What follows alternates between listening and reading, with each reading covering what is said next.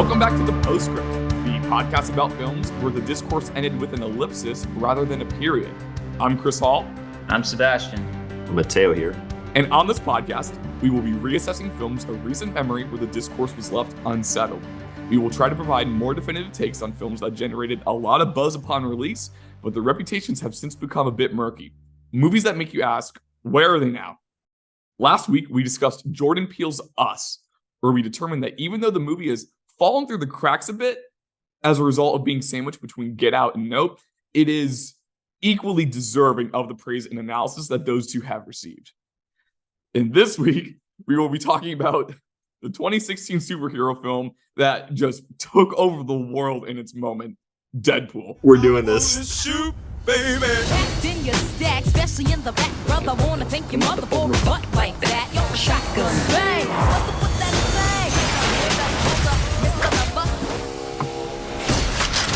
Wait! You may be wondering why the red suit. Well, that's so bad guys can't see me bleed. This guy's got the right idea. He wore the brown pants. Cue the music. The film follows mercenary Wade Wilson, played by the one and only Ryan Reynolds, as he hunts down the man who gave him his mutant abilities but left him severely disfigured in the process, turning him into the anti-hero known as Deadpool. Okay, before we go any further, usually in the pregame, we spend an ample amount of time talking about the director of the selected film of the week, and we kind of chart their career and where this movie fits in their filmography. But the person we really need to focus on here is Ryan Reynolds. And in terms of, why we're choosing this film, I could just summarize it as succinctly as it was a huge hit in the moment. But since then, as the perception and kind of reputation of Ryan Reynolds has evolved or devolved in some ways, the movie has kind of, I will say, has altered within the public view as well. And similar to some other films that we've talked about, this movie had very much so a kind of novelty factor working for it, because it was, I would say, the first significant kind of R-rated superhero movie that was released into the culture, and it came at, a very lucrative period in the family-friendly MCU. And so because of all that, it was a nice change of pace option. But the development lore behind this movie and just the holistic trajectory and just arc of this film is utterly fascinating. And so fair warning, I'm going to be monologuing for a little while as I just tell the story of this film and how we got to where we are in 2023 and why we ultimately chose. We are eager to hear the story. We are eager to hear. I did not know the lore for this movie went that deep. Yeah. But I'm excited to see what you got to say. There are layers to this, and I wouldn't be doing this if I didn't think this was just so interesting. And so it could be as simple as just the arc of Ryan Reynolds. It's not a novelty anymore, but I think it's just so much richer than that. So let's start here. I said we usually talk about the director of this movie on the pod. The director of Deadpool is a man named Tim Miller, who made his directorial debut with Deadpool and followed it up with the attempted reboot to the Terminator franchise, Terminator Dark Fate. And that's it. He was also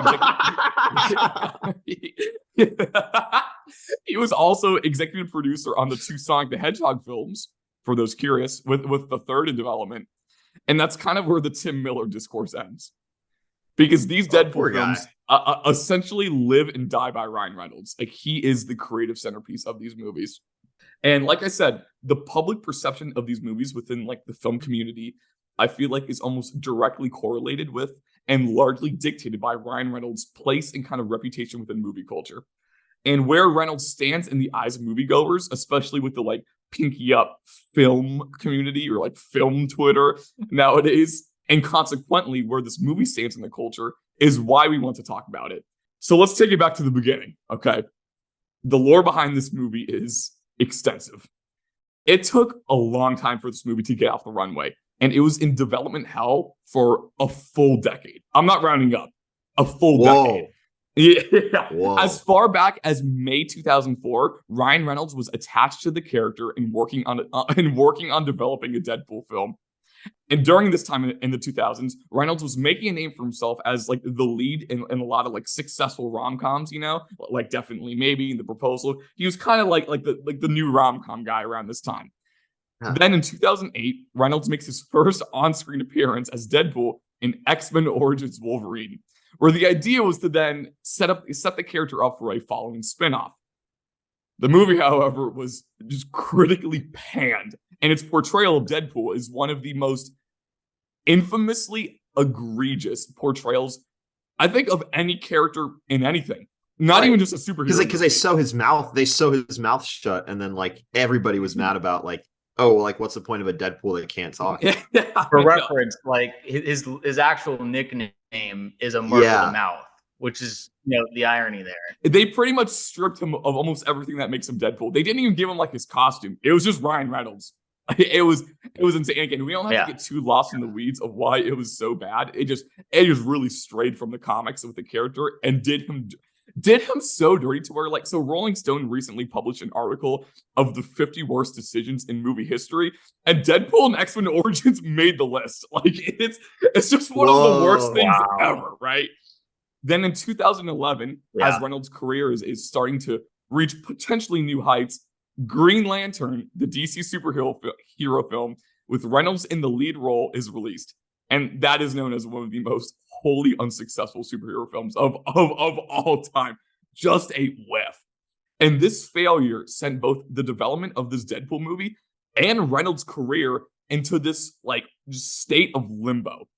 Fox lost almost all interest in even making the movie. And they were like, even if we do make it, especially with the MCU really starting to take form around this time, even if we do make it, it's kind of got to be PG-13, right?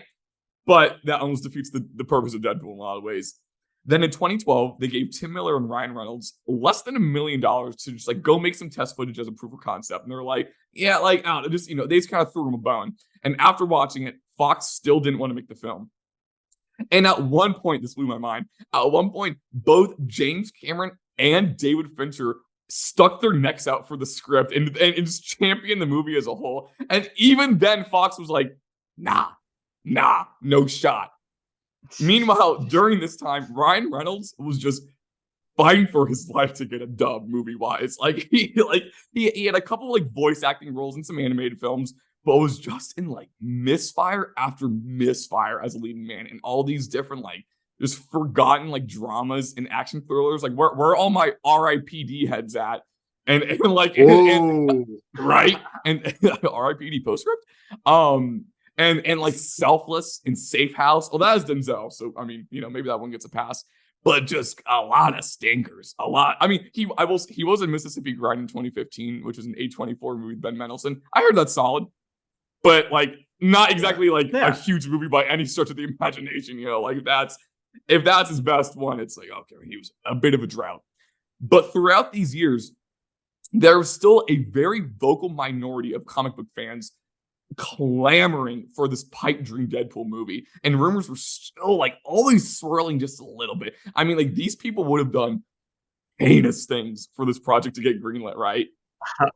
And then in 2014, and I'm so serious when I say this, I think one of the most important things to happen in movie culture in the 2010s takes place. The Deadpool test footage from 2012 gets leaked online. And everything changes. Because the response to this footage was rapturous. You would have thought people online discovered an extra book of the Bible. I had no stake in this movie, but even I found out about it right away and immediately watched it. The response was so overwhelmingly positive that Fox was finally fine, we'll let you make your freaking movie, all right, but we're only giving you $20. All they did was just shake their couches and empty their pockets for spare change to give Deadpool their budget. Because in exchange for creative freedom on the project and to make the thing R-rated, Fox gave them only $58 million to make this movie. For reference, The Marvels, the upcoming MCU film, cost about $250 million to make. So yeah, I mean, minimum budget for an MCU movie is like 200 million. Four times that much. It's standard practice nowadays. Yeah. So again, this thing was they just kind of passed the plate around at Fox and were like, throw in whatever you got. We're making Deadpool. So as a result, this movie had major underdog vibes. And again, people were thankful it was being made just at all. And it was kind of impossible not to be endeared by the whole thing. Like the budget was so small, they even had to get crafty with like the marketing, relying on these just like way more or less like flashy like internet and social media tactics to promote it, or it's like Ryan Reynolds like showing up in costume in character in the most like random places. Like it was all of these like kind of like funny stunts with some really like unconventional like billboards too. Like one where it was like the skull emoji, the poo emoji, and an L. Hilarious. Yeah. So clever. Do y'all remember the playground stunt he did? Yes! Where he dressed up as Deadpool, and it was like Halloween, and he was like making fun of the kids and what they were wearing. Like that stuff, I vividly just popped up on my Twitter feed again. I don't think it's an accident, by the way.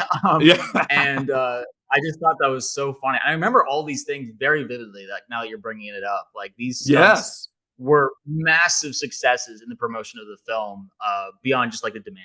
Yeah, like he was like in costume as the character, going up to little kids, being like, "Have you ever taken a life?" Just like the most like insane things, which is kind of funny. And there were these super like cheeky like meta trailers, like the one when he's just sitting in the chair and just like makes fun of Fox for like the X-Men Origins Deadpool, and like it was kind of promoting like the vibe and like the raunchiness of the movie more than anything else, which was brilliant because it positioned itself as this sort of counterculture to the family-friendly Marvel Cinematic Universe. And and after doing some research, it's regarded as one of the best marketing campaigns of all time. Because when the movie finally came out on February 12th, 2016, it just took the world by storm. And on its $58 million budget, it made about $800 million, becoming at that time the highest grossing R-rated film of all time. And it effectively just completely reboots and revamps Ryan Reynolds' career as well, and turns him into just like his own brand, like in and of himself. And literally like a year later, bro got a star on the Hollywood Walk of Fame. Like that's how big this movie was for him. He went from R.I.P. to like a freaking star. By star, I mean a literal star on the Walk of Fame. And I also forgot about this. I mean, I know the Golden Globes are like utterly meritless, but the movie was nominated for Best Comedy, and Reynolds got a nomination for Best Actor in a Comedy. Same at the Critics' Choice Awards as well. Like that just kind of shows how much. Wow, I didn't know that. Wow. I know this thing had so much juice, and so this like underdog success story became a huge narrative just for 2016 in film. And its sequel was also very successful. And like to this day, Reynolds is one of the biggest living stars. So you may be thinking, why the freak are we talking about it then? Like it was a success. We can move on. And this is where the Ryan Reynolds of it all kind of comes back. And I want to preface this by saying Ryan Reynolds seems like an absolutely lovely human being, right? I don't want any criticisms that we say to seem personal. Like I would love to spend a day at Universal with Ryan Reynolds. Like that sounds fantastic. Like he seems like an awesome guy. And I do think he is really talented.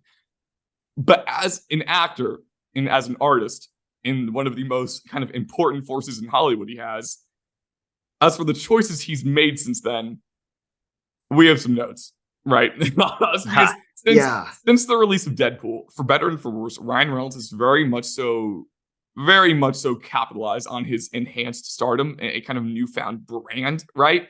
If we're being totally honest, I think I've watched Ryan Reynolds in more Mint Mobile and Aviation Gin ads than I have in any of his post-Deadpool films. Yeah. I have a mental list of actors who I know will never win an Oscar, not because of their acting chops, but because they just seem to be utterly disinterested and picking a role with enough meat on the bone and that would challenge them enough to even garner a nomination. And since 2016, Ryan Reynolds has soared to the top of that list.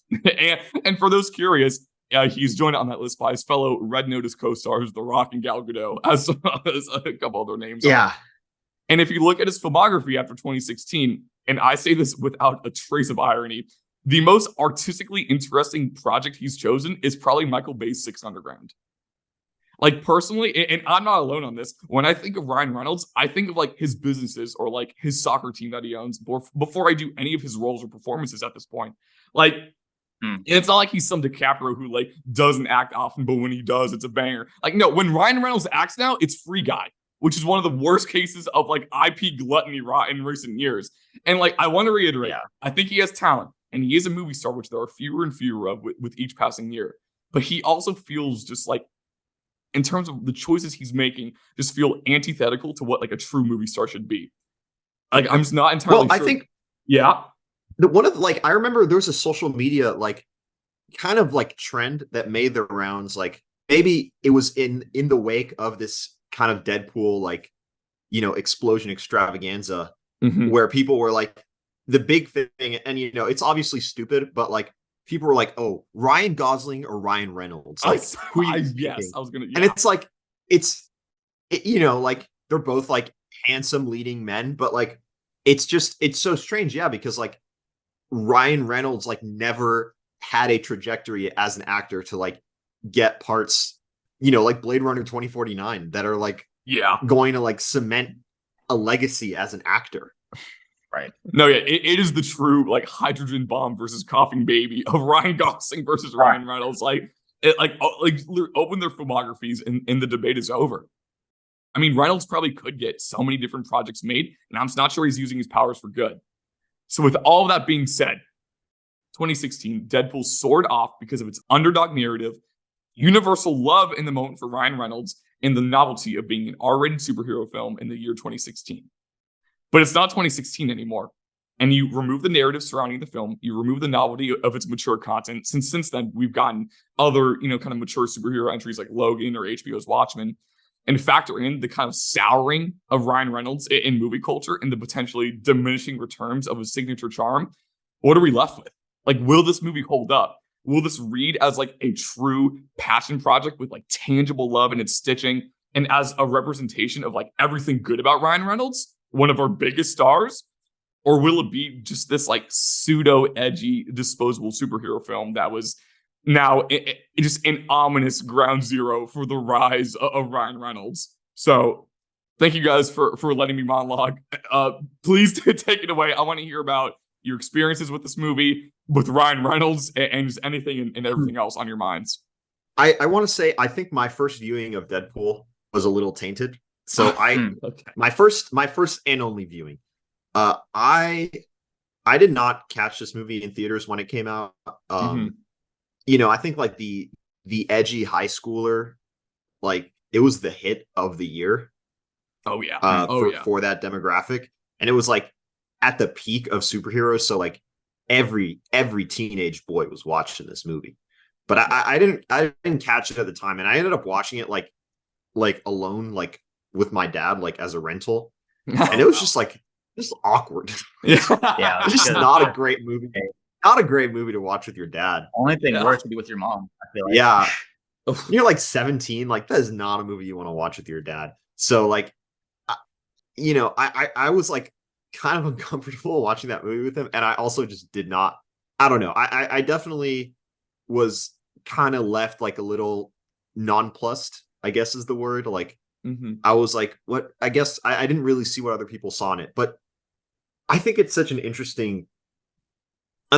interesting position, like relative to the rest of the superhero movie world, because I think at this time, like after like post Avengers, I think superhero movies were trying to do a little more of like, and it started earlier, but I think especially within like the mainstream Marvel universe, trying to do more like genre bending kind of films. So like, and not in the sense of like getting like established like genres outside of just pure action and trying to like mix those in with superhero stuff. So like you had like Captain America 2 trying to do sort of like a spy political thriller within the confines of the Marvel superhero movie. And I think Deadpool is kind of like maybe the first example of doing like the raunchy studio comedy, which we have had for a very long time in the bones of a superhero film. And I think the novelty of that probably affected how well it was received, because people really like that kind of, if it's done well, people really resonate with that kind of comedy. And so I think seeing, an actor that people liked in that role kind of led to like a huge explosion for this movie. Absolutely. I think we have seen an evolution of what Deadpool started with, like shows like, you know, Invincible or The Boys, where it's like it's raunchy, it's dark, it's superhero, and you know, I think a lot of people would argue, like say like better versions of what Deadpool was doing. Sure. But I do think, you know, like Mateo was saying, this is kind of ground zero for where all that kind of started. It was their first time doing it in the skeleton of a superhero film, which is kind of why it was so groundbreaking at the time and bold. Now, to put myself in, you know, the moment, I vividly remember, I didn't even have Twitter back then, but I remember the test footage being released, and I was in high school, so I watched it. I think a friend, you know, was able to show it to me, and I was like, that looks kick ass. Like I definitely want to see that movie. So I was fully in support, even though I didn't have a platform. Then the movie comes out, and this is like I was 17 years old that summer. 2016. So this is like around the time where it's like I'm able to finally start watching rated R films officially, because like, you know, my parents were just like, they really wanted to like wait for me to, you know, watch a good amount of mature content. And even this film, I was like, man, I just got to 17. I feel a little uncomfortable asking like Deadpool like that. like this film is like as, you know, explicit really as it gets. So I ended up not watching it in theaters. I watched, don't sue me or don't get me FBI, but I illegally watched it on my phone. I wanted to be part of the conversation. I wanted to be able to talk about it with everybody at school. You know, I didn't want to feel left out.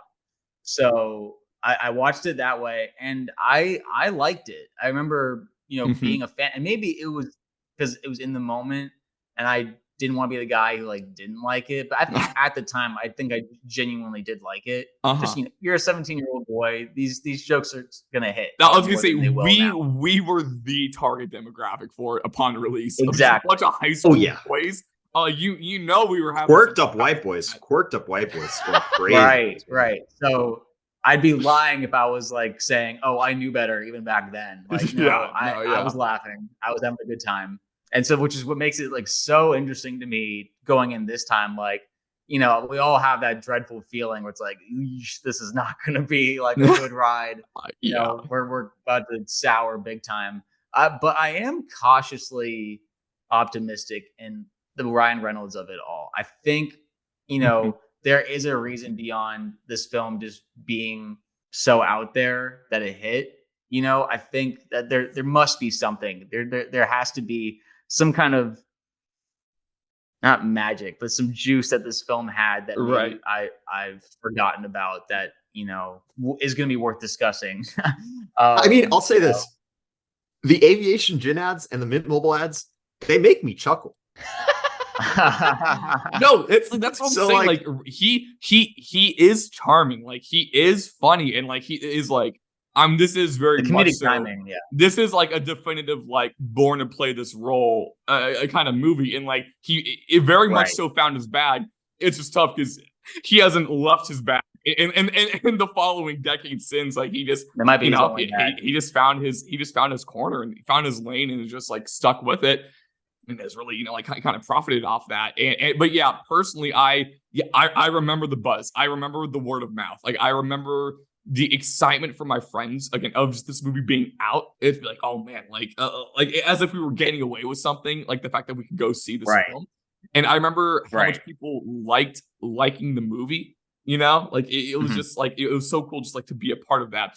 And when I eventually watched it, I mean, yeah, like I enjoyed it. Like, I'm not gonna act like I was above this thing, like, you know, like from the get-go. Again, like, I was a high school dude. Like, of course the jokes were gonna hit.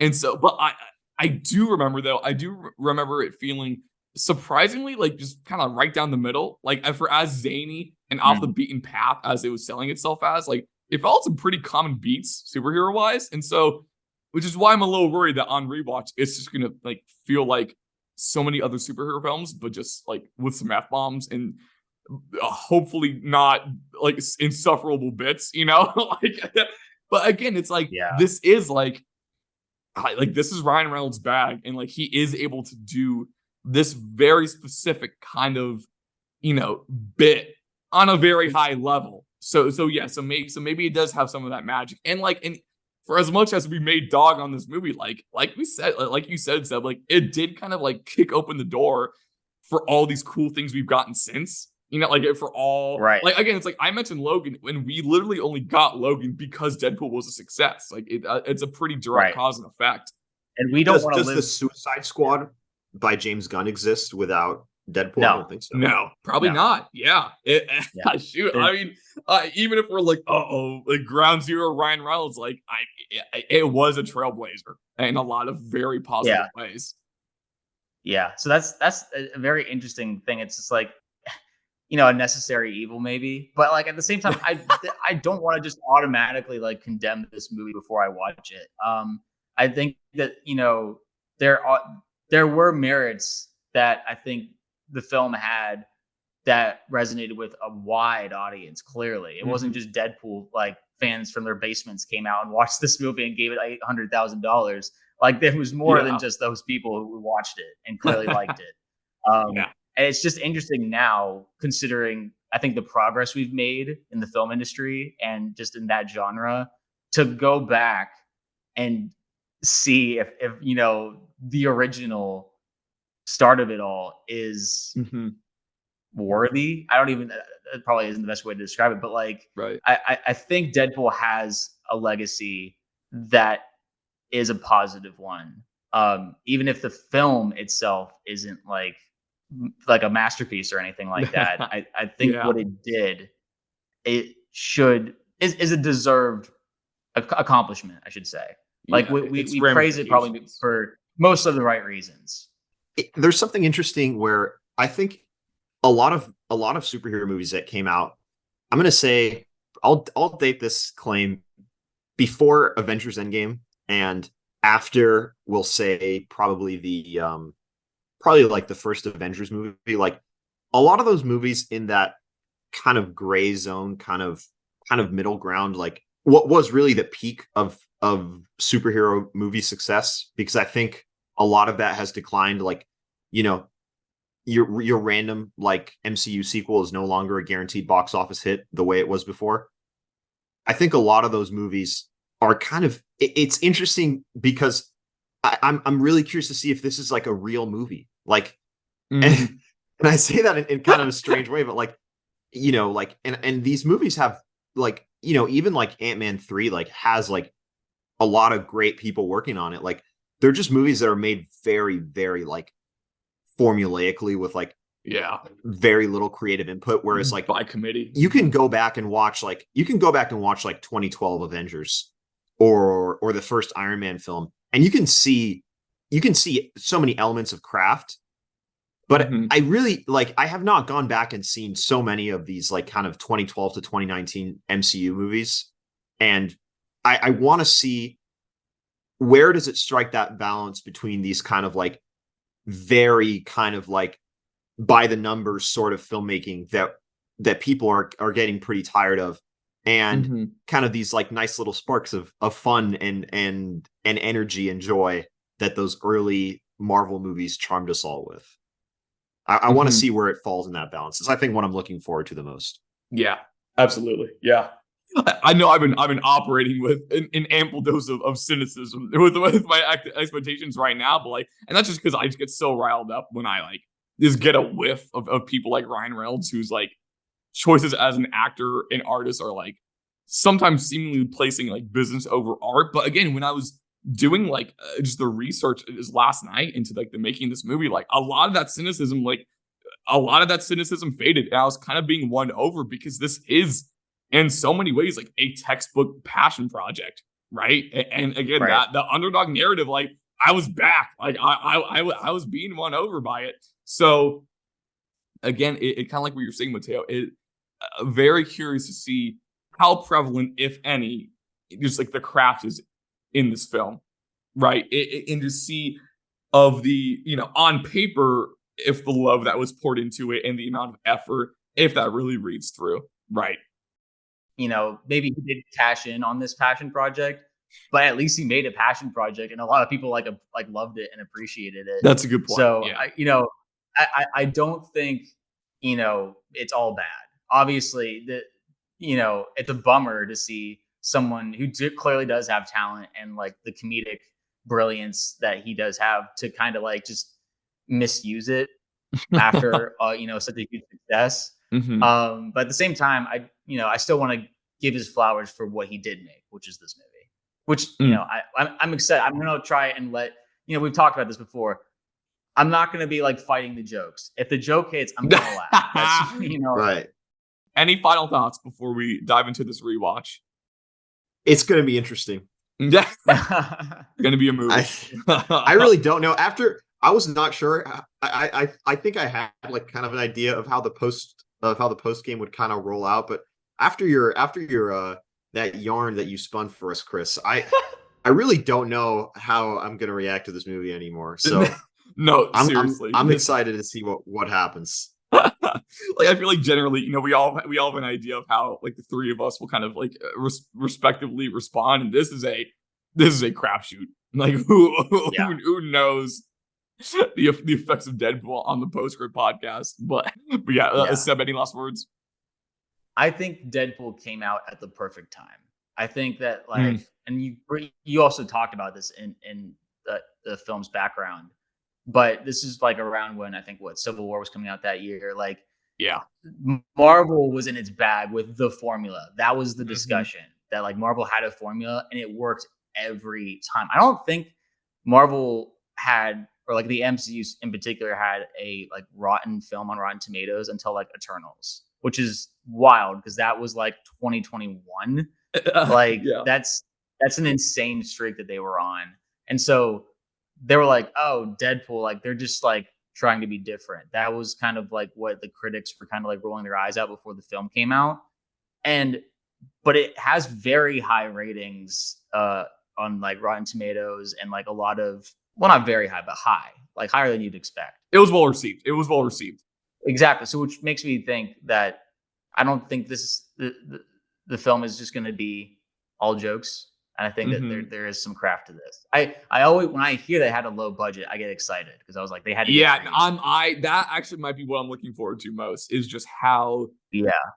Yeah, just where it made the most of its budget, where and maybe where it pinched some pennies, and also, I mean, a tight hour 40. I mean, the Marvels. Let's go. Know the Marvels coming out in November is an hour 45 and is like the shortest MCU movie to date. So Deadpool is shorter than any other like Marvel Cinematic Universe film. So that's gotta tip. Let's go. Gotta tip the cap to an economic film. So yeah. All right, time to dive in to King Reynolds' 2016 Deadpool. All right, see you guys on the other side. Let's go. X gon' give it to you. Wait for you to get it. What the? X gon' deliver to you. Red with the enemy. No matter how much.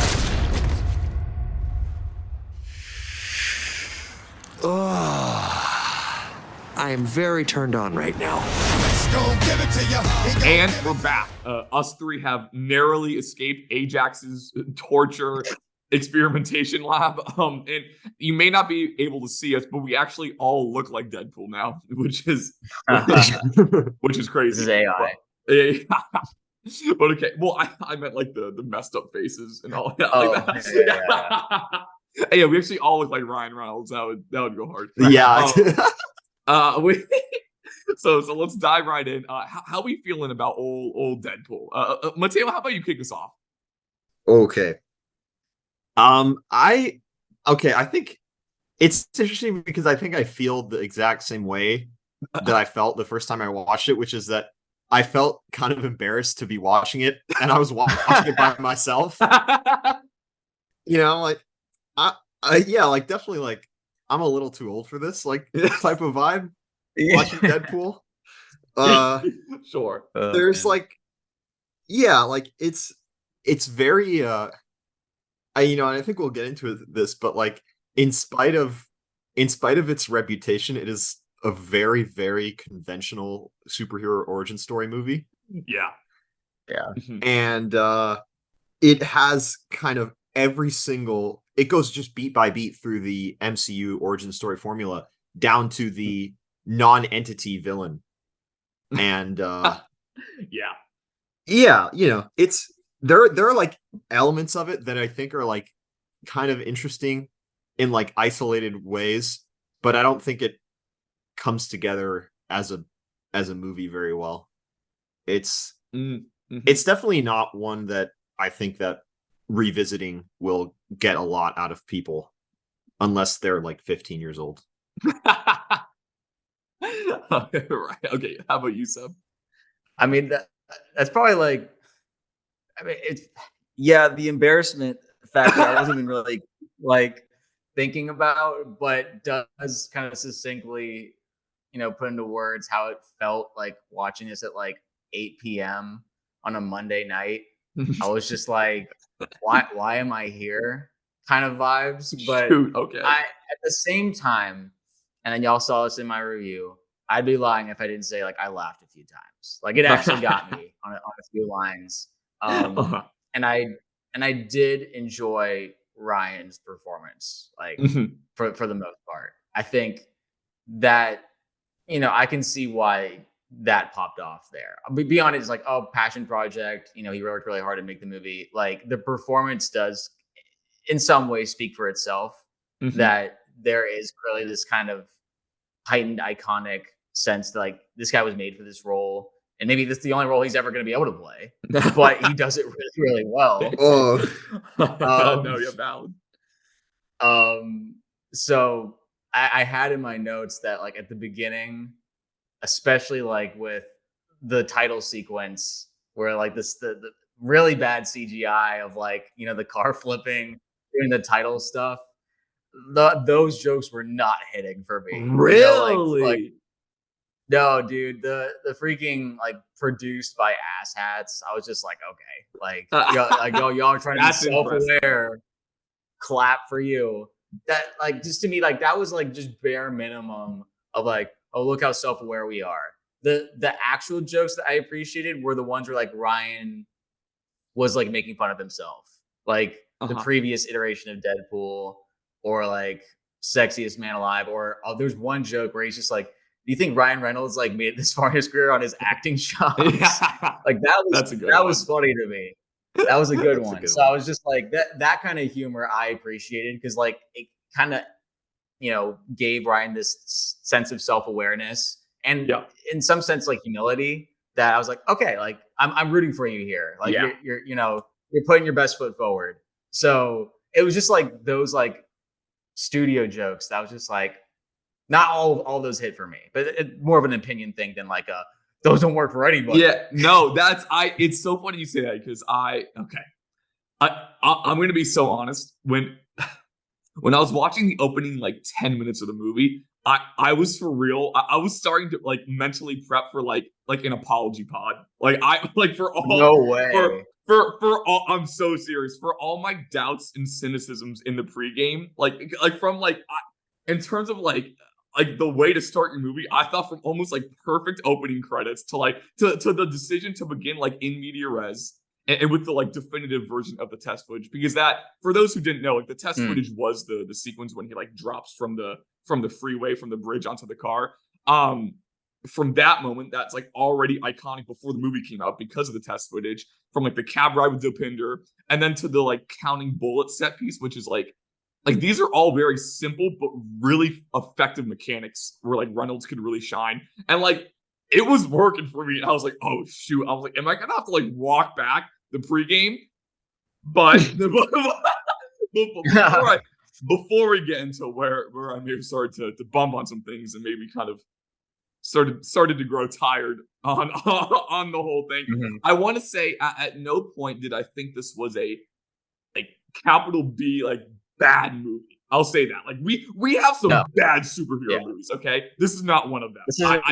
I hope at no point I ever give the vibe that that's my take, because like it's logistically and like emotionally like coherent. Like, and Reynolds, who we'll talk about more later, like he's always super watchable. And as a whole, like this thing operates with like a sheer level of like confidence and like gleefulness in its own self and in its own vision that like it does make it easier to forgive some of the jokes that like may not work for you, Yeah. And so kind of like talking about the humor as a whole, it's worth talking about the humor in depth because it's easily the most like prominent and important trait of this franchise, And like Seb said, like there are funny moments in this movie, you know, like it's just like it's an onslaught of just like bits and pop culture references. And like I said, even if some of them don't really work for you, like the confidence with which this movie carries itself, and again, like its belief in its own sense of humor makes it easier to forgive, because the worst thing in the world is watching an unfunny movie that is so clearly just like desperately trying to appeal to like certain target audiences or just like win other people over. Like the movie, for what it's worth, it never feels like it's pandering in any way, or ever hits the like Jeb Bush like please clap, you know, like or like please laugh. Like it's never giving that vibe, which some MC movies can feel like with its humor. And can I interrupt real quick? Yeah. The one time it felt like it was pandering to me was when it was beating us over the head with like, this is not a superhero film. And it says it for like 20 different times. Wait, what I was just like, when he's like, I'm not a hero, like that stuff. I'm not a hero. Like this is not a superhero film or whatever. Like I was like, I get it. I get it. Like, please move on. Like it felt like it just was like it kept going for it. I was like, that was like really the 14-year-old, 15-year-old feeling to me, where it's just like, we got to let them know, you know, make sure that like there's no confusion. So don't let them forget where they are right now. Yeah, exactly. This ain't your ordinary MCU play. Right. Kevin was like, take your sensitive back to like. But yeah, and you know, obviously the jokes like do not shy away from any type of vulgarity in the slightest, which I have no like inherent problem with. But I will say, like, and I thought about this while watching the movie, having watched all of Veep and Succession since my last viewing of Deadpool, where vulgarity is used in such like clever and like potent ways, it did make a lot of the decorative and illustrative insults and jokes that Deadpool used, it was kind of fall pretty flat for me a lot of the time. Yeah. But again, like I want to commend the fearlessness with some of the jokes as far as being like a big budget like studio movie goes. But it did feel like the humor-wise, it was kind of graded on a curve since like this did come out at a time where no other superhero movies would even dream to even say some of these things, you know, like kind of like what you were saying, Seb, what you didn't like the opening jokes of just like, and people liked it just because no one else was making these jokes, you know? And so, and like with you said, like, I got to a point where I was like goes the plankton, like, all right, I get it. Here's what I'll say. I don't think it's a vulgar movie, but it's like, I think vulgarity in like cinema, like you want it to like, especially in like comedy, you want vulgarity to feel like transgressive. Like you want it to like, and it doesn't ever like the vulgarity in Deadpool never feels like it's like actually like breaking any norms. It's just kind of doing the studio comedy. Like a lot of the swearing in the movie, like a lot of the jokes involving swearing in the movie are just like putting like an F-bomb or like something next to like a funny sounding word. Just kind of dressing it like up, I can't like I can't tell you how many times I think somebody said something like, oh, like you like shit biscuit or like fuck nozzle or whatever, like stuff like that, like nonstop. And like, I mean, it maybe it's funny once, right? It's not funny the amount of times that they were using it in the movie. I wanted to commend the jokes that actually don't swear, because most of those were the funniest ones to me. I absolutely fully agree. I fully agree. So all the dinosaurs fear the T-Rex got me like laughing quite a bit. He made me ask twice, like, is the mask muffling my voice? That was really funny to me. I'd go with you, but I don't wanna. Awesome. Like the cocaine jokes are funny. I love the cocaine jokes. Yeah, like that's what I'm saying. Like the jokes where they're not going overly vulgar, I was like surprised. I was like, these are like the ones that are hitting for me. Like actual joke writing. Yeah. Right. It was timed well. And the best part is they don't do the MCU thing where they wait for you to laugh, or like they're all just kind of standing around for like a few seconds. Like, are you done? Okay, now we'll start talking again. Yeah. The movie, for better and for worse, it does believe it's really funny. But like in the and it's really for me, the 14, 15-year-oldness, like it comes through most in its vulgarity, because like Mateo was saying, it's more so like it's like, yeah, in relation to the MCU, it's vulgar, but it's not, not super like transgressive or very clever with it. Yeah. I think a good way to put it is that you could take out all the swearing and the CGI blood, and like, oh, I guess there's a ton of sex in like one sequence. Yeah, I was like, gonna say there is some other content. Yeah. But like, it's not really like woven through. It's not like really woven through like the movie in a way where it's like this had to be rated R. Which is strange. It's. I mean, the way he it's does pretty heavy R. He kills people pretty violently. Like I mean, yeah.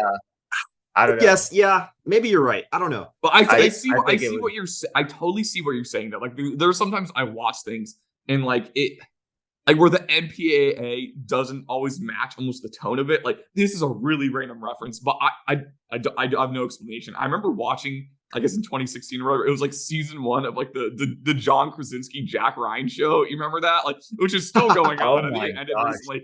I watched the first season of that. Just the first season. Relax, everyone. I did too. I did too. Don't worry. Oh no, I'm on your side, Chris. I'm on your side. Talk about it. It's TV mature, but like I'm like this thing could have been on CBS. Like this thing, I'm like tonally and like with what it's dealing with, I'm like, yeah, this could have been the 9 o'clock CBS slot. Like, and this like, and so I can understand if Mateo got that vibe from it, you know? Yes, I think that's maybe the better way of putting it. Yeah. Like you feel like a PG-13 version of this movie existed somewhere. Maybe you could do it. I don't know. That's it might be more possible than we think. Maybe. Yeah. I'll say it was weird seeing like this movie on a Disney Plus account. Like I felt like I was like watching it illegally. I was like, I feel like I'm not supposed to be watching this. I think in like bursts, it has like some really cool filmmaking. Like, I do want to talk before we get to like kind of Ryan Reynolds. I do want to talk about that a little bit. Like, what did you guys get from the craft standpoint, from the directing? How did you guys feel? Like, this is why we play. Sure. Those kinds of moments, like I like the I really like the I'm a big fan of that montage, like the Where's Francis montage. Dude, yes. Oh my god. Very cool. Yeah, and there is a great shot. There is a great shot where he is like, the camera is like looking through like a bullet hole in his arm. Yeah. And he's like looking at the motorcyclist. Like that's a pretty fun shot. And you see it closing up, like it's healing itself. Yeah.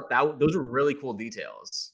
Those are like, like fun little moments like that. I think were like, those were like the touches where I felt like the movie was like made by like a real director. Yeah. I wrote this in my notes that it's like the color palette is like an MC movie. It's very gray, but it's like surprisingly not boring to look at. I was like almost trying to like figure out why am I still like engaged? Why do I not feel like the urge to look at my phone right now? Because I'm still being entertained. And I mean, I think it's because like the actors are relatively like they're filmed well. Like they have good presence, screen presence. And there's moments, and we'll talk about Colossus in a bit, where I mean the choice to go full CGI character on their budget was crazy. That's a good point. They're not scared to like show it in full broad daylight, like on a highway, and do like wide medium shots of like Deadpool like talking up to Colossus, and like you can see the scale of everything, everyone in proportions, and the way that they're staged with each other, like it looks right. And I was like, this is clearly made by people who know what they're doing. So like it never felt like because we said that Tim Miller was his first and basically only movie, and I was like kind of shocked at the competence maybe of like the filmmaking of it. Yeah, I want to echo what you were saying a little bit about almost like the way they're shooting their bodies, and because it was actually during the Where's Francis montage sequence, when I made a note of how I just love it, partially of how they shoot it too, of just like the physicality of the Deadpool character. It's like, I mean, I know Ryan Reynolds isn't the one doing all the flips and all that, but like it's a great physical performance. And the way, and just like his acrobatics and the way they maneuver him, the way he's choreographed. And also, even in those scenes, the way they shoot him it's not super cutty, like they're willing to hold on him at least for a few seconds. the physicality in like a suit as striking as that one, and with just like Reynolds voiceovers going, it is kind of hard to like take your eyes away from it, you know. So I will give him props there. I will say, to me, like, I mean, like visually as a whole, like I made a note, like it kind of did look like an SNL skit at points. Like I thought it was kind of like it definitely like. They might never have color graded at all. They might have skipped that stage. Like, looking like raw footage a little bit at some points, but I mean, it does have some fun shots, like Mateo said. But again, it's definitely very slick action. I thought, shining the most in that Where's Francis montage sequence, like that, and the counting bullets sequence. So definitely, this is why we play contender for sure. Yeah, you mentioned practical. I need to shout out this costume, dude. This Deadpool costume. Oh my god, is great costume. Yeah. All time, dude. Like top 3 in my opinion. Like the fact that they went as practical as they did with this thing, and the CGI things, is inspired, groundbreaking. Like it completes it to me. Like because I barely noticed like the eyes being as CGI, I guess, as they are. Like it felt kind of seamless to me. Yeah. Right. Which is why it just like that opening when he's in the taxi, I thought was perfect, where he's just like playing with the window, wiping the gum off the camera. I thought was a great introduction to the fourth wall breaking. Like he didn't say anything, he just wipes it off. And then like the little combo that they have in the front seat where he's kind of telling him like the whole plot almost, where he's just like, someone fix my face. I'm going after that guy. He's got my girl, like all this stuff. And he's like, I found it very effective. Like, so like the taxi stuff, huge fan, and the suit is just, it looks so good. No, even that opening shot when it's just like, like the side profile of him sitting in the taxi, there's something weirdly striking about it. There's like putting him in like these kind of like normal environments. I don't know. That is really fun. Yeah. Why are we like convincing me to bump this up to like a 7 right now? Like, that's really funny. I feel like this leads nicely into just a conversation about like Ryan Reynolds. I know I was throwing ample shade at him, like throwing ample shade his way in the pregame, but like, and we already talked about this a little bit. Like he really is perfect for this role, and I think the biggest compliment I could give him, and I don't mean this too much as a backhanded compliment, but there were moments where I was watching and thinking like, if it was anybody else delivering these jokes or just saying these lines, or anybody else in the role, like this movie might be insufferable. Like this might be a tough watch otherwise.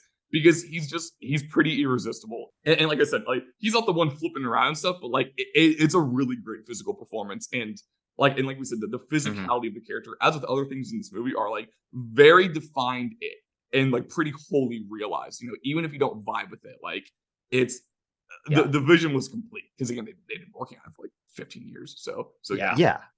I was having fun with what Reynolds brings to it. I do think there's a way in which he is like, the fact that like my image of Ryan Reynolds like as an actor, as a movie star, is so completely vanilla. Like he might be like the most generically attractive, like kind of generic looking, like generic actor, like kind of like jives with like Deadpool in such a funny way. Like that contrast is so interesting to me. Because he does pull it off, despite like my image, like everything about my like idea of this actor is that he would not do a good job doing this. Like the fact that he actually does is very impressive to me. There are moments though where I did think like it was starting to push it a little bit for me. Like like when he like in that whole sequence where like he's fallen in love with what's her name? Morena Baccarin. Yes, I got it. It's like Vanessa, I think. Yeah. Vanessa. Yeah. Like that whole sequence, there's a moment where he says like, "Oh, I love you. Your crazy matches my crazy." And I'm like, these are the two least crazy people in this movie. Like oh my gosh, Sarah's so crazy, and the bag of chips is on her head. It's like oh my gosh, like she's seen Star Wars. Whoa. Like there are moments like that where I was like, okay, Ryan, like you are not that crazy. Like but overall, he's got enough charm to like kind of make the movie move. and the movie needs to move. You're It absolutely needs right. to move to work. It's a yeah, a 2.5 hour version of this movie just sounds like Guantanamo Bay. For being honest, like, and honestly, as someone who would give this a positive review, like, don't make me do that, bro. Like, don't. Like, please don't. But Yeah, Go the add 1 another hour minute. 40 was like perfect, honestly. Yeah. it is okay. So I was a little wrong on that front. It's about an hour 46, but that's still brief compared to a lot of MCU. But and I have a little some comments on that later. But yeah, Seb, any last thoughts on kind of Ryan Reynolds' performance in this? I already mentioned that like he doesn't really like pause. Like his comedic timing is very strong. I was shocked. There is a moment in the middle of this film where it's showing the Deadpool origin, and it's like pretty heavy dramatic for like a good extended like 10 minutes. Yeah. And he pulled it off actually pretty well. Like I want to give him props. Like the moment when his body has done the transformation, they unlock the thing, and he just like starts screaming. It's not even like a joke. Like you can clearly tell, like for once, like he's just like clearly been traumatized and like hurt. I was like, wow, that was actually like really effective. Yeah. So and the fight that happens afterwards, everything is burning down. I was like, they're not cracking jokes or anything. They're just quietly like just trying to kill each other. I was like, they did a good job here. This is a good choice. Like, yeah. I will say, not my favorite performance in the movie. Ryan, not my favorite performance in the movie. Whoa, wait, who is? I have to give it. I have to give. I think I was having the most fun with Colossus. Okay. And I think the reason why I mentioned this in my review, like Colossus in like a very like kind of meta way is the proxy for like the adult in the room who's like watching this movie and is like kind of rolling their eyes. Because he's like watching like Deadpool and it's just like he's just like kind of shrugging his shoulders, like, why'd you have to do that? Like why are you asking me to come help you do this? Like he's just like so like over everything. In a very like he's like very like funny and like he had a lot of personality. I think he's my favorite part of the movie. I don't know. I really that's totally fair. I really resonated with that's like Vance's like Tim Heidecker is the best performance in Us take. It's like a movie defined by its central performance, but it's like I like this other guy. I mean, no, but like he was making like the rest of the supporting cast. Like I can be honest here, like the rest of the supporting cast is like nothing. They do nothing in this movie. Like he is the only one I think that like the jokes were landing. He was like. He wasn't like above the material. Yeah. He was above the movie, but he wasn't above his own character. And I thought that was fun. That's the way to put it. And now that you mentioned it, it's not like we've seen Colossus. Like, I don't think any of us or any viewer had like a real like, deep history with Colossus. But like, again, another moment where like he is like pretty defined and kind of slips perfectly into this movie. So he is used very well. And Seb, you kind of segue perfectly into what I want to talk about next, and how you're like, oh, this movie's like kind of like actually dramatic right now. I want to talk about the movie's kind of like balancing act and the kind of genre blending and shifting it does, because like it's definitely trying to like achieve this balance between being like between its super ironic meta nature and some pretty like unabashed like sentimentality and desire to have like a true beating heart at the center of this thing. And so I kind of want to talk about the way that kind of like just affects the storytelling as a whole. So where did you guys fall on that? Because it's not just like 100% irreverent, like you said, Seb, like it does take itself seriously at points.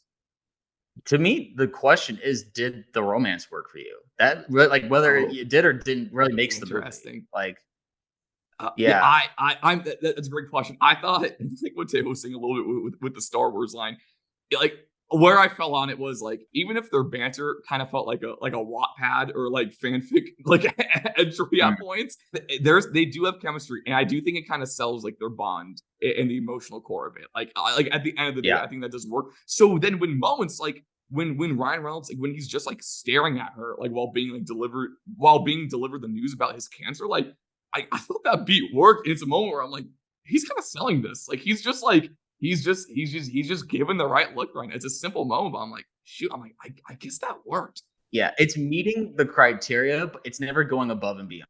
That's the thing. Like, I checks was the like, box. you're right. You're doing the job that the scene, like, I guess, like, requires of you. But that's the thing, Okay. is it's, Ryan Reynolds is never gonna be that actor that I think elevates maybe a script. Like, he's gonna do what's required of it. There's comedic timing, I think, obviously makes the character, and him and the, like, Deadpool character, there is a symbiosis there that I think makes the movie. But I guess, like, in a dramatic sense, I don't see him as an actor that's ever gonna elevate maybe a scene. He's very, like, able. Like, he has the chops to do what the scene needs. As to him as an actor as a whole, I think that's absolutely true. But that's because I think, but I also, I mean, like I said earlier, like, I do believe he is, like, I mean, he is the thing holding this movie together, and, like, Sure, he is absolutely. like, I think he is totally, like, elevating almost every line so much. But I think in this case, it's almost like the floor is the ceiling. It's like like he's just like I was just more referring to the dramatic beats. Sorry, I wasn't trying to say. Okay. I thought you were talking about the Yeah. whole thing as a whole. No, like, no. Just, Comedy, he absolutely in terms elevates. of dramatic chops, it's like he's up to the task, But as for but he definitely shines. Yeah, he shines in the other, almost like Of course. the tonal shifts. He is good at doing that seamlessly there. But Mateo, what are you thinking? Yeah, despite like the very like funny origin of that romance, like it it kind of settles, and it just kind of becomes like a very cute thing. Mm-hmm. I will say, I think the establishment of the romance is quite strong, all things considered. Like it does the job that it's needed. Yeah, I think where I start to have problems with kind of the sincerity of the movie is the sort of post mutilation, like, Deadpool origin. Mm-hmm. I think the drama that he's scared to approach her because he's scared that he looks ugly is very weak.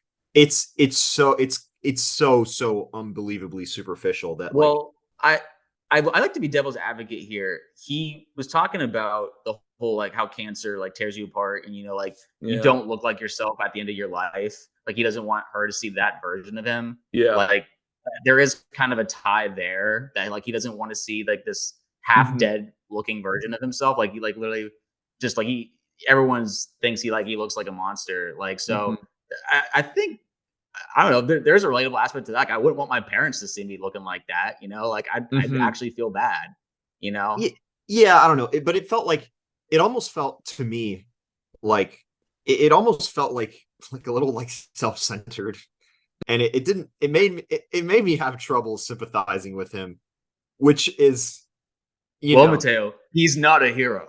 Right, like, it sort of started to cost me a little bit to sympathize with this character. That's fair. He also did not pay that taxi driver 2 different times, which also made me like him less. And maybe the evilest thing a protagonist has ever done in a so-called superhero film is like rip off, like, this random uninvolved guy, and he's like talking to him and, like, trying to, like, be his friend.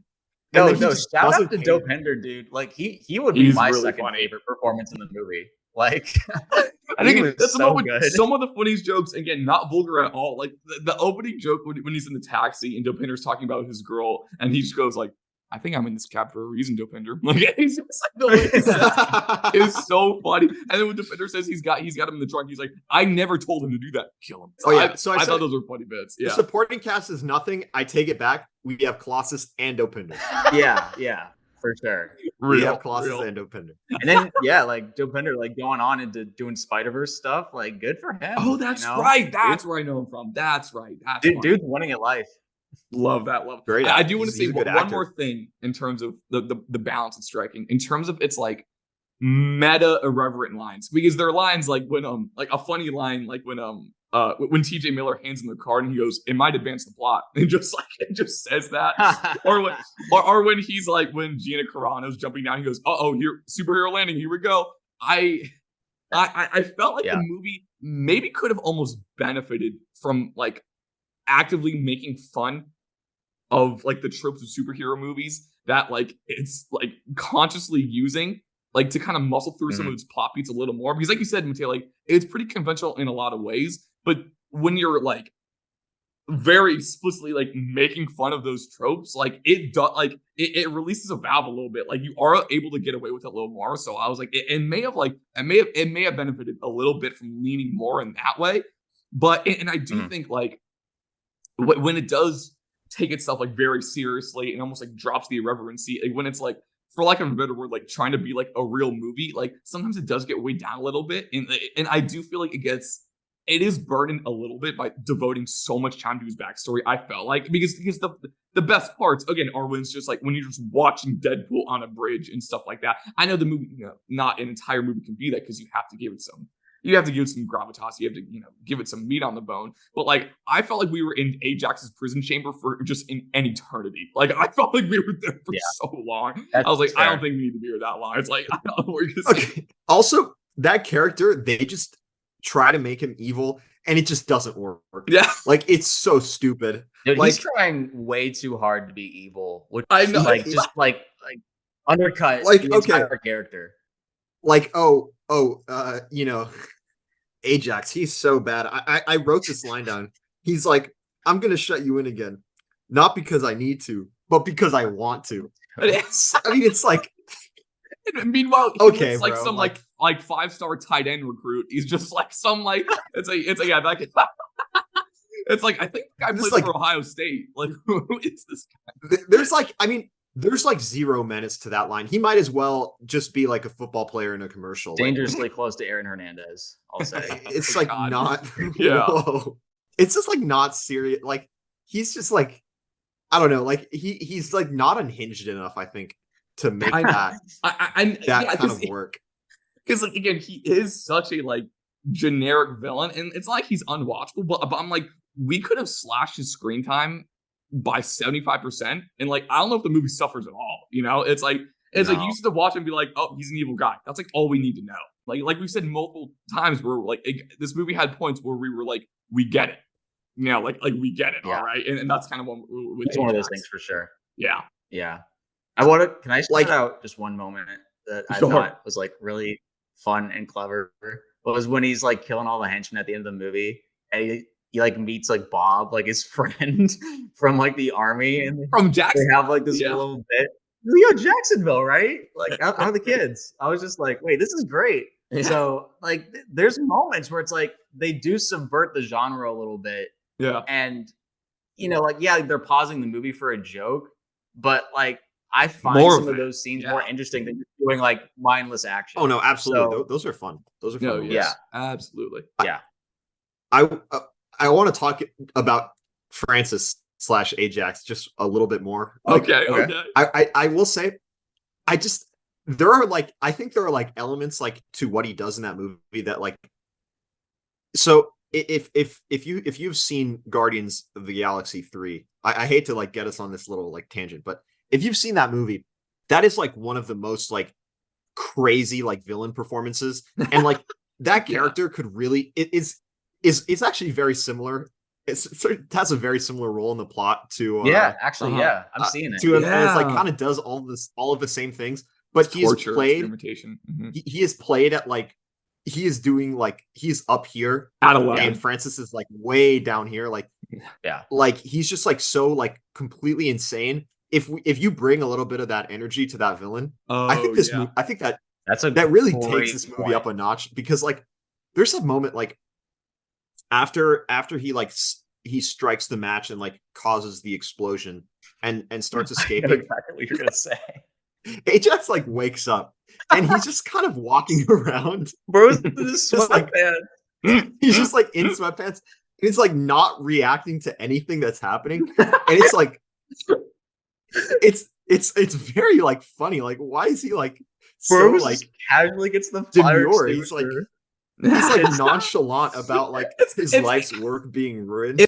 It's literally like those memes. It's like when there's like a shooter in the building, but I don't want to give like the 10 an ick, and he's just like, oh, he's just like trying to keep like a steely face, like trying to act cool under pressure. It's like it's like you said, it's like the Guardians 3 guys like at an 11, but Ajax is at like a steely 5 the entire time, and it's like, bro, like you're not him. You're not him. If you want to be like, if you want to like go toe to toe with like the goofy, jokey guy. Like, you should be a little crazy. Yeah. Like, yeah. Like, and that But really yeah, is a perfect example of just like an actor, just how much an actor can elevate a role. and where, like maybe where the conventionality of this movie Sure. starts to weigh it down, because like he, in a way, he really is the classic bad MCU villain, you know? Like, he is the Thor 2 Malekith.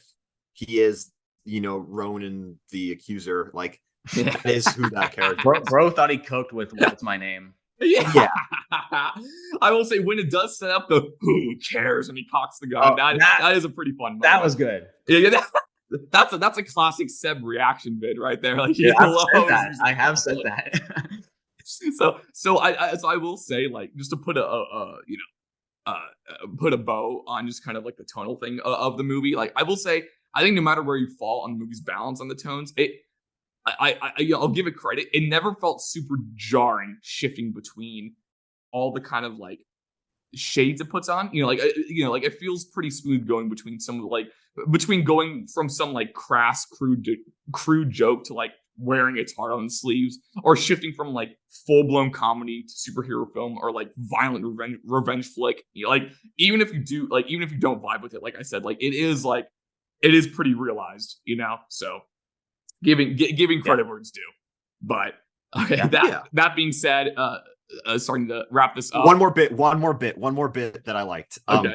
And this is another way in which I think the movie actually does like you said, Chris, it does kind of do the conventional thing and also make fun of it.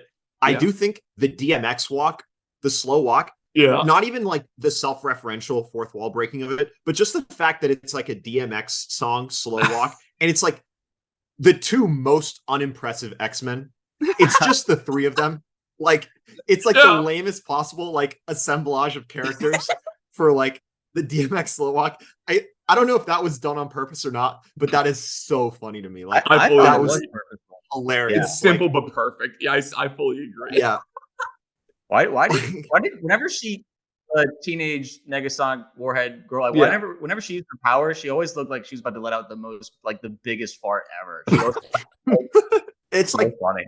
It's funny. Like, yeah, that was another like very good moment. That was like maybe my favorite single shot of the movie. And sometimes it's like, I feel like sometimes when watching the Guardians movies, it's like maybe all you need is just like, sometimes like it's not rocket science. Like, just play a good song and just follow your characters and show your characters doing something cool, and that's all it takes. But okay, we had to summarize this film, and it's like what we feel like its true legacy is in a kind of definitive statement. Like, where does it fall for us?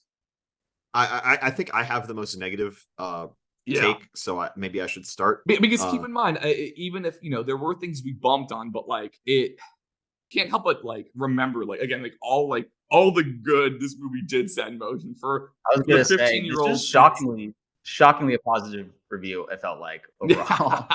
Yes, I would say for my end, like, this is definitely a movie that maybe, like, if you haven't seen it in a long time and you remember having fun with it, I would say, like, keep that memory. Maybe don't go back. Don't go digging it up, because you will find a lot of flaws. But at least, like, for what this movie kicked off, and it does make me at least like slightly interested to watch the sequels, which I've heard Deadpool 2 is an improvement. Like, you haven't seen if you haven't seen it before, just check out Deadpool, maybe just so that you can see what the buzz was about. But I don't think it's a movie that I don't know. I don't think it's a movie with much staying power, in spite of whatever fun it does have. My takeaway was that competence means something. That this film has legs, and it has like a groundwork that clearly resonated with people. And I was like, okay, this isn't just like VFX schlock that like a bunch of corporate people put together. Like, people did try, and whether it's like you like it or not, I think that people can sense that through the screen. And so maybe that's why people really did enjoy it back then. And, over time, sure, it lost some of its power. It's kind of remembered as like, the beginning of R-rated superhero stuff, but it's not the best of them anymore. Just because it was the first. Mhm. But the competence did kind of breed this new ground for everyone to play in. Totally. Yeah. My main kind of simple takeaways are, and I've already said this a couple times, it's a couple things. I would say, first off, love it or hate it, it is a realized vision, and I think the commendable integrity, what really was like a pleasant takeaway for me, because again, I was getting so just like butter in the pregame over just like the kind of sellout nature of Ryan Reynolds. I'm like, was this just trying to be flashy? It's like, no, like there is, I will say there is artistic integrity to this thing, and even if there are a lot of things you bump on it, like we have to at least like, I don't mean this in a like participation award completion grade way. It's like its willingness to try and to at least go for it, and its belief in itself, I think it is worthwhile, and I would say worthy of all the things and even the better things it has inspired since then, because its legacy it is more so just the way it was a trailblazer. And so my sports analogy would be, it's always better to learn from a win than a loss. And Deadpool, in and of itself, its legacy was a win. And there's a lot of things you can learn from that movie. So I love that.